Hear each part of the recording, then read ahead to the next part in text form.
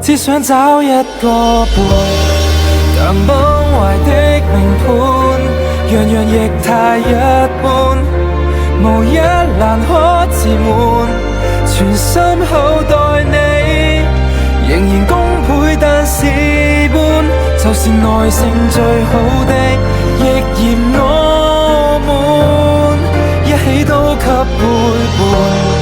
夢想越想越悲觀，誰曾如獲至寶，千金也不換。明明並不圓滿，然而若小塵滿，怎麼敢談判？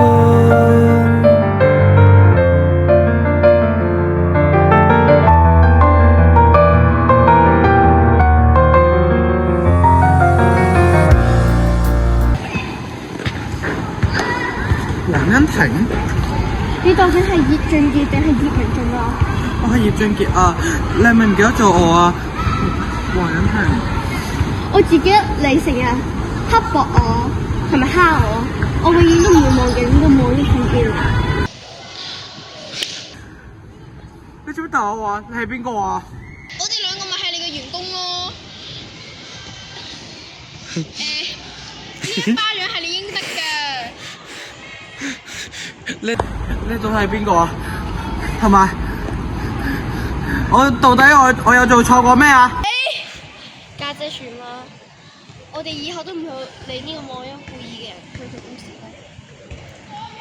黃欣婷，你係咪唔記得咗？你送我去機場嗰時候講咗一段嘢，話會再一次聯絡多一次啊嘛？你係咪唔記得咗啊？嗰啲都之前嘅事嚟㗎啦，而家係而家啊！我唔想再提嗰啲過去嗰啲事。我俾人綁架過一次。係幾時嘅事嚟㗎？長話短説，我第一不如我講下。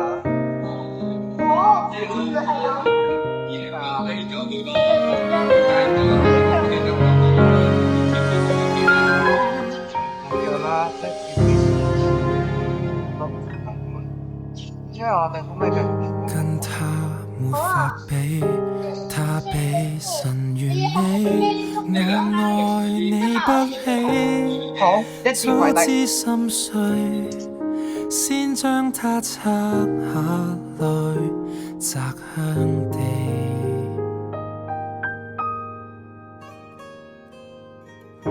將包袱放低，不追求完美，野笑能讓我抽離，淚快將湧出了，仍可搞搞笑，廉恥別離，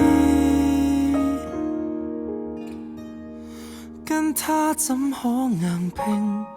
只好專心做諧星，將單戀劇情改寫出喜劇場景，用我痛苦表情換你那好心情，留低這半條命，早知不可獲勝，擠出喜感做諧星，無力當你們送信的精英，有幸獻醜的小丑都不失敬。